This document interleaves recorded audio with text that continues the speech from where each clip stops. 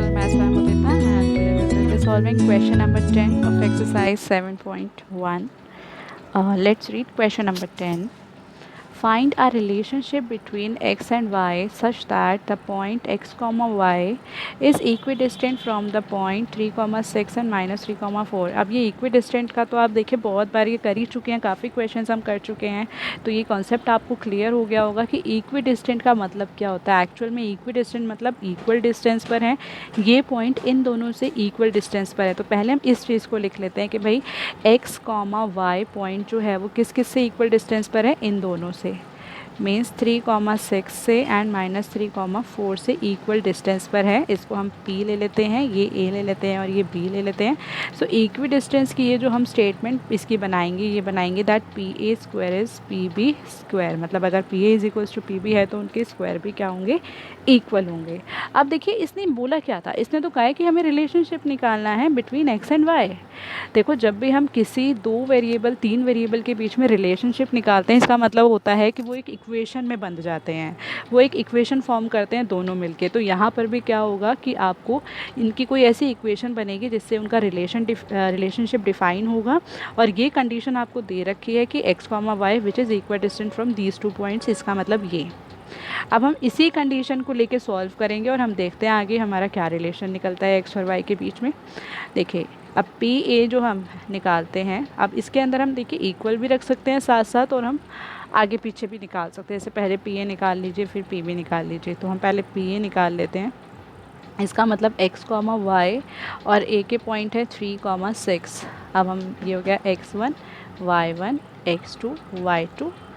Distance formula आपका होता है x2 minus x1 square plus y2 minus y1 square.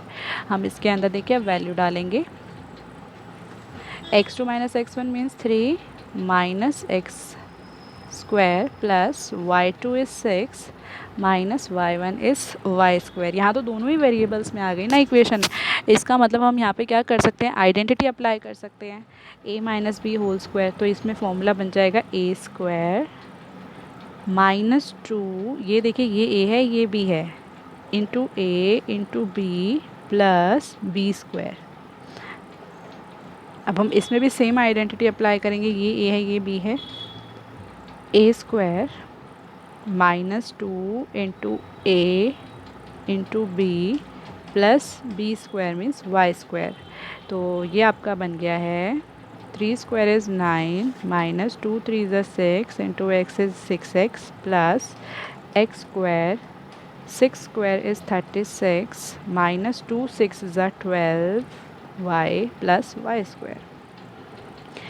ये हो गया आपका x square plus y square minus 6x minus 12y, और इन दोनों को हम प्लस करेंगे तो ये आ जाएगा आपका 45. आगे तो ये सॉल्व नहीं होता तो हम इसको यहीं छोड़ देंगे.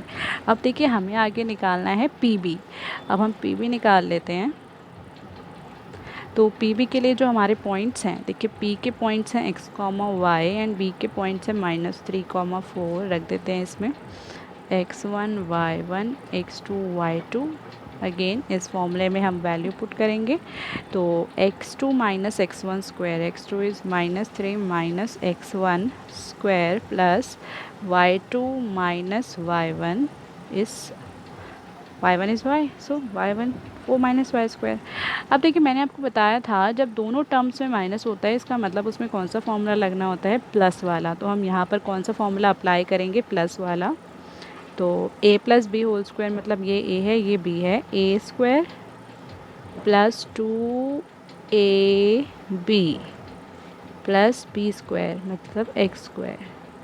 यहाँ तो माइनस है तो इसमें माइनस वाला अप्लाई होगा. सो ये आपका हो गया a स्क्वायर, ये a है ये b है इस कंडीशन में, -2 into 4 into y plus b square means y square.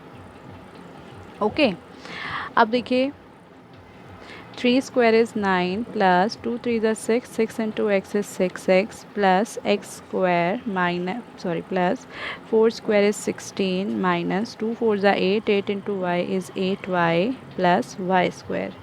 इसके अंदर भी जो जो टर्म प्लस होते हैं उनको कर लेते हैं। X square y square as it is plus का 6x एज इट इज़, क्योंकि इनके साथ कोई टर्म्स ही नहीं है तो हम इनको एज इट इज़ लिख देते हैं। 9 + 16 इज़ 25।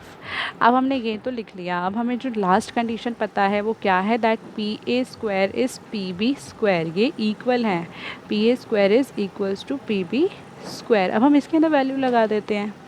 ए स्क्वायर जब हम करेंगे तो पी ए की वैल्यू आपकी ये थी, अगर मैं यहाँ से पी ए स्क्वायर निकालती हूँ तो हम इसका जब स्क्वायर करेंगे तो ये रूट से स्क्वायर क्या होगा, कट जाएगा।